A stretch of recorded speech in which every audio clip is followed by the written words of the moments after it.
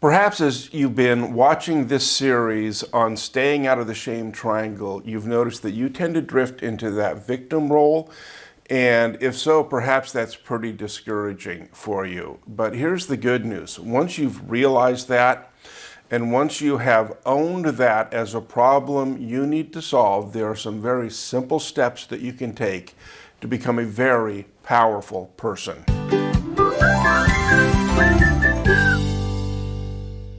Hi everyone, I'm Greg from Heart Tools, where we make it simple to build great relationships. And the problem of drifting into that victim role as a stance in life is you're caught between two different things that are happening at the same time. The first thing that's happening is you have a set of problems that won't go away until you solve the problem. That's one of the things that we've noted. Our problems don't disappear until the person who owns the problem solves the problem. So that's happening.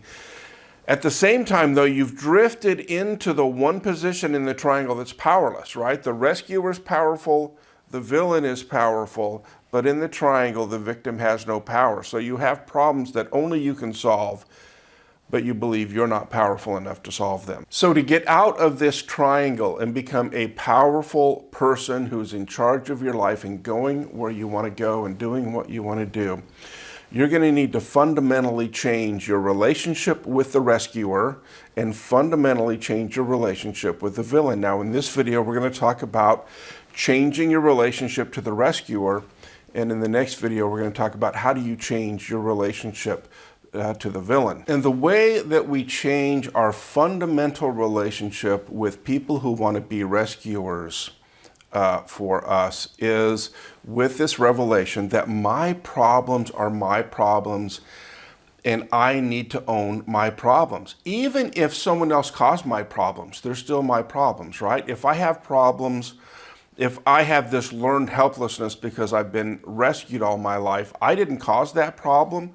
But I'm an adult now, and it's still my problem. If I have problems, if I have wounding because I was abused as a child, that's not my fault that I have that problem, but it's still my problem, and no one can solve that problem for me.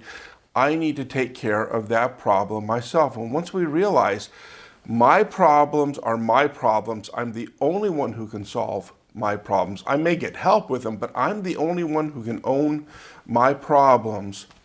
And my problems are not obstacles to the life I want.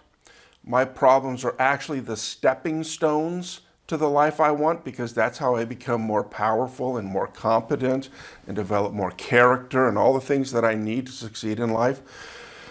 Once I've done that, then I move from the triangle back up to the stairway where good things can happen in life. So let me give you two simple steps that if you practice it over and over again will help you stay out of the victim role and stay on the stairway and keep growing and becoming more powerful in creating the life that you want to have. The first is this.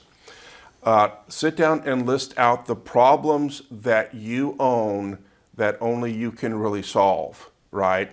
That's the first thing, is I need to know what are the problems that I'm facing right now.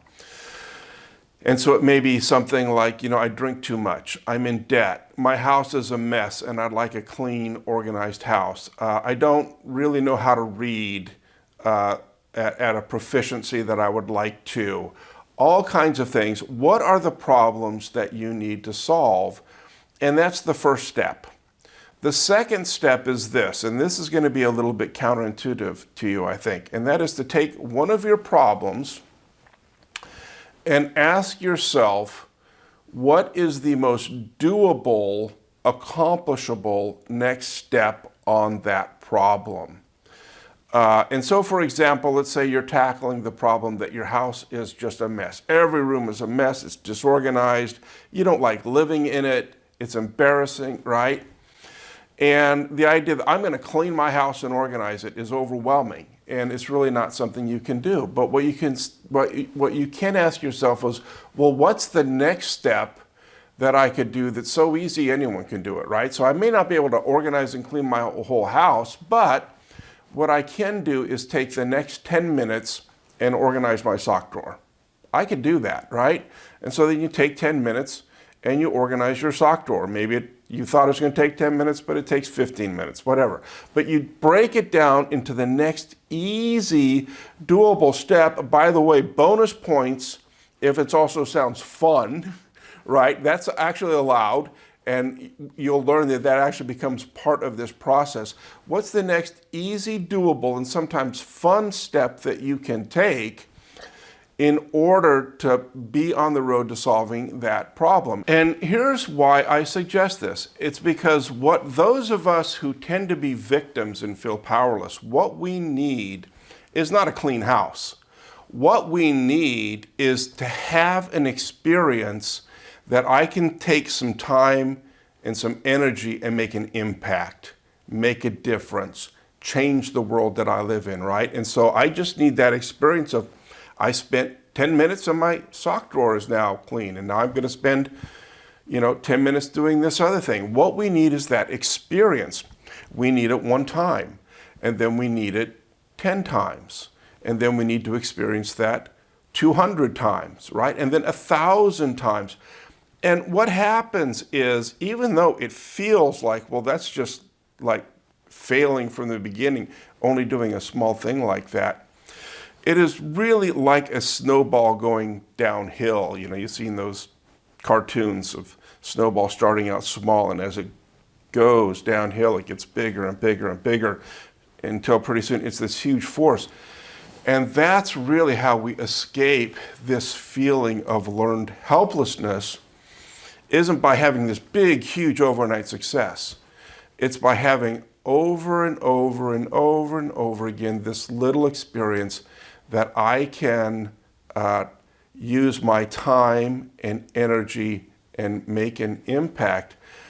And what happens is you do that and you become this big, huge snowball with this, powerful force, and you realize all those powerful people that you look up to, that's all they ever did anyway, right? That's all they ever did was break it down in the next doable piece and do that. No one does 17 things at once.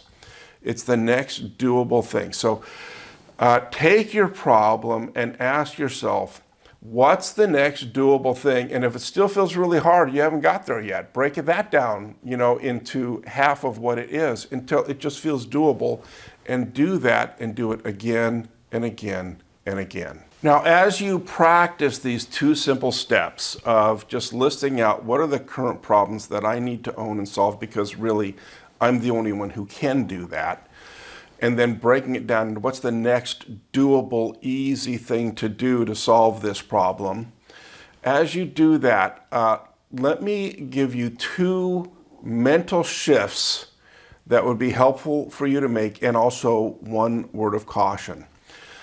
The first mental shift is this. As you break it down into simple steps and do your best to solve them, embrace failure as a normal part of the growth curve. One of the problems that those of us who end up in the victim role have is that because shame has been such a part of our experience, that generally anytime we failed, we've been shamed for failing, and that failure has been used as evidence that we cannot succeed in life and we need to depend on the rescuer. The reality is that failure is just a normal, essential part of growth in any area. And the reality is, if I'm not failing, that means I'm not trying, and I'm not learning, and I'm not growing.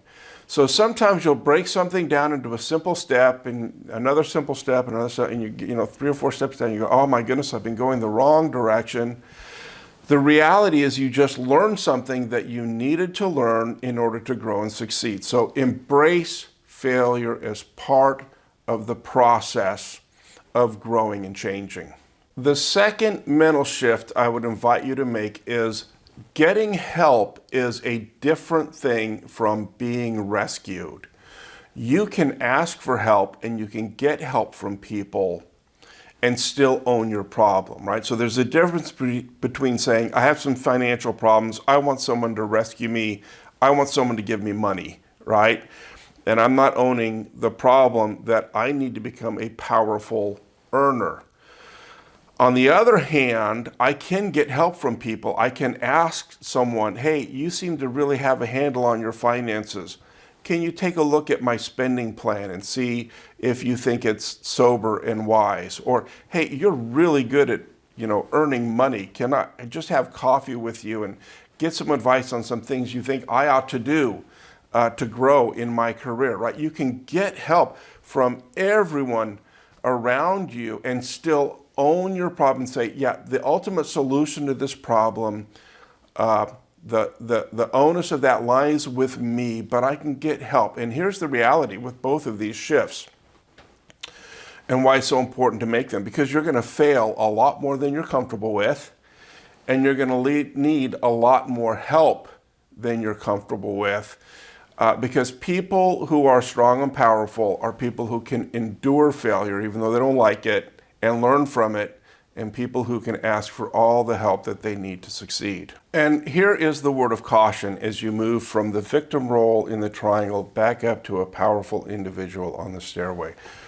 And that is, there are some rescuers in your life who will not welcome and be actually threatened by your attempt to do that. Now, there could be a couple reasons for that. It could be the fact that their whole identity is in being a rescuer and in being better than you, being more powerful than you, being smarter than you, right? And so there are some rescuers who need a victim because that's their whole identity. Now, there'll be a lot of people in your life who've been rescuers to you who's going to be very excited that you're doing this. They're going to be very proud of you and very supportive. But there may be some who will not like that move and will actually shame you in the fact that you're trying to make steps, and who do you think you are, and after all you've done to me, and all this kind of stuff. So that may be one reason. The other reason may be that they just are afraid you're going to fail, right? And we talked about that in the last video, that fear is a real driver for rescuing, that if they let you take responsibility for your own life, horrible things are going to happen. And so my encouragement to you would be to, again, problem ownership. Let that be their problem. Let that be their problem that they need to be the rescuer. And don't take responsibility for it. Let that be their problem that they're afraid. Don't take responsibility for it. You don't need to think about that at all. And just stay on the stairway, solving your problems and becoming more powerful. In our next video, we'll talk about how do you fundamentally change your relationship with people you've perceived as the villains in your life, and what to do about that so that you can stay up on the stairway and not drift back into the triangle. But for now, with this video, just practice these 2 simple steps. The first is, what are the problems that I need to own because I'm really the only one that will solve them? And as I solve them, they will become stepping stones to me being successful. That's the first step. The second step, take one of those and say, okay, what's the next easy, doable, and maybe even fun thing that I can do to get one step closer to solving that problem?